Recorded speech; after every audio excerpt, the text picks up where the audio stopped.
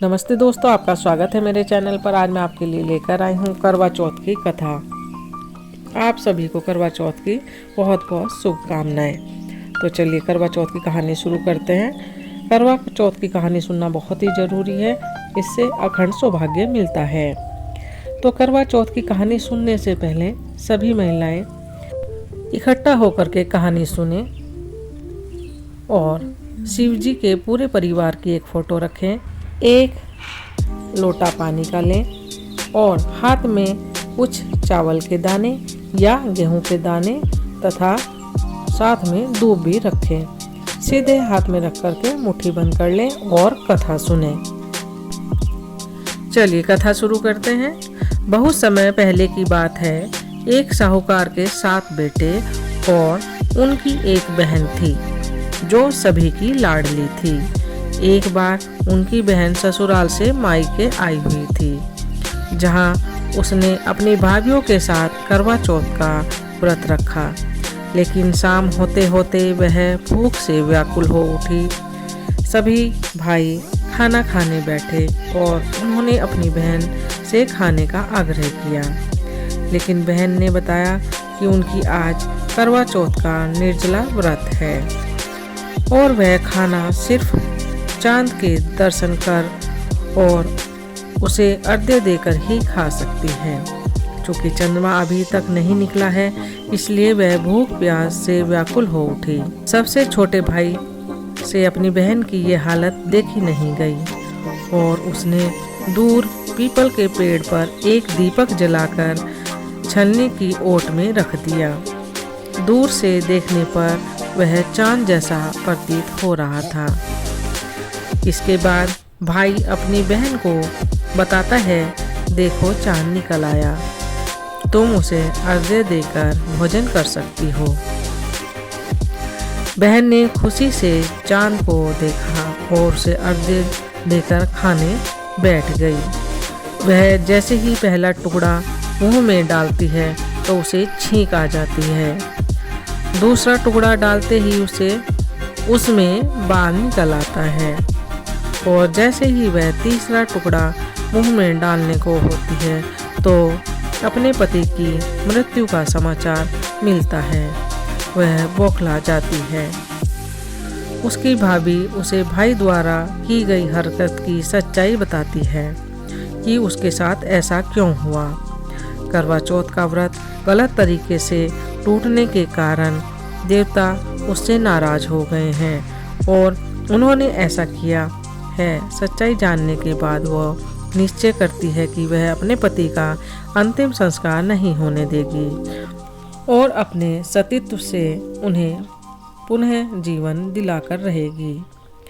वह पूरे 1 साल तक अपने पति के शव के पास बैठी रही, उसकी देखभाल करती रही, उसके ऊपर उगने वाली घास को एकत्रित करती रही। 1 साल बाद फिर करवा चौथ का दिन आया। सभी भाभियाँ करवा चौथ का व्रत रखती हैं और जब उससे आशीर्वाद लेने आती हैं तो प्रत्येक भाभी से यह कहती है कि यम सुई ले लो और पिए सुई दे दो, मुझे भी अपनी जैसी सुहागिन बना दो, ऐसा आग्रह करती है। लेकिन हर बार भाभी उसे अगली भाभी से आग्रह करने के लिए कह देती हैं और चली जाती है। इस प्रकार जब छठे नंबर की भाभी आती है तो जो उनकी बहन है करवा, उस भाभी से भी यही बात दोहराती है। यह भाभी उसे बताती है कि चूँकि सबसे छोटे भाई के कारण उनका यह व्रत टूटा था, अतः उनकी पत्नी में ही शक्ति है, वह तुम्हारे पति को दोबारा जीवित कर सकती है। इसलिए जब वह आए तो तुम उसे पकड़ लेना और जब तक वह तुम्हारे पति को जिंदा न कर दे उसे छोड़ना नहीं। ऐसा कहकर चली जाती है। सबसे अंत में छोटी भाभी आती है। करवा उनसे भी सुहागिन बनने का आग्रह करती है, लेकिन वह इधर उधर की बात करने लगती है। इसे देख करवा उन्हें जोर से पकड़ लेती है और अपने सुहाग को जिंदा करने के लिए कहती है। उसकी भाभी उससे छुड़ाने के लिए नोचती है, खसोटती है, लेकिन करवा नहीं छोड़ती। अंत में उसकी तपस्या को देख भाभी का मन पसीज जाता है और वह अपनी छोटी अंगुली को चीरकर उसमें से अमृत उसके पति के मुंह में डाल देती है। करवा का पति तुरंत श्री गणेश कहता हुआ जीवित हो जाता है। इस प्रकार प्रभु की कृपा से उसकी छोटी भाभी के माध्यम से करवा को अपना सुहाग वापस मिल जाता है। तभी से हर सुहागिन महिला करवा चौथ का व्रत पूरे नियम के साथ रखती है। दोस्तों, कथा समाप्त हुई। चलिए मैं आपको अब गणेश जी की कथा सुना देती हूँ।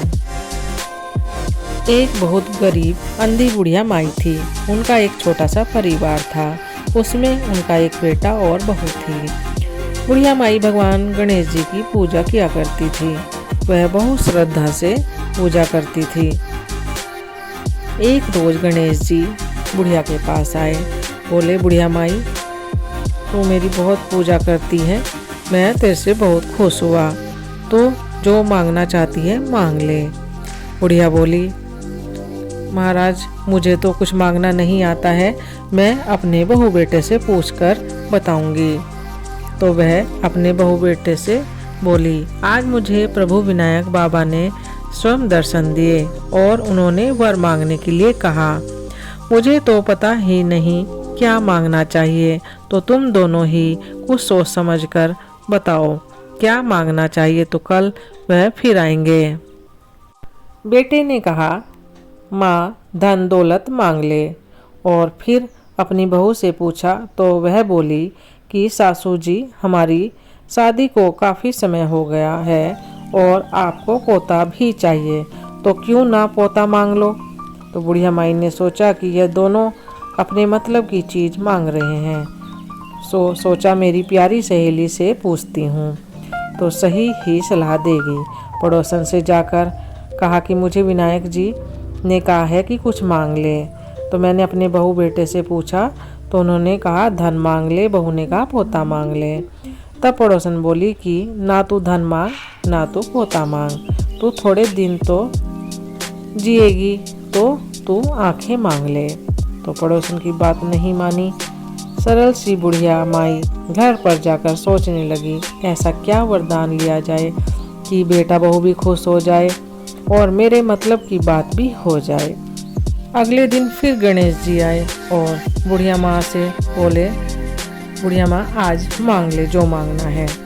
इस पर बुढ़िया बोली, यदि आप प्रसन्न हैं तो मुझे 9 करोड़ की माया दे, निरोगी काया दे, अमर सुहाग दे, आँखों की रोशनी दे, नाती दे, पोता दे और सब परिवार को सुख दे और अंत में मोक्ष दे। यह सुनकर गणेश जी बोले, बुढ़िया माँ, तुमने तो हमें ठग लिया, फिर भी जो तूने मांगा है वचन के अनुसार सब तुम्हें मिलेगा। यह कहकर गणेश जी अंतर्ध्यान हो गए और उस बुढ़िया माँ ने जो कुछ मांगा था वह सब कुछ मिल गया।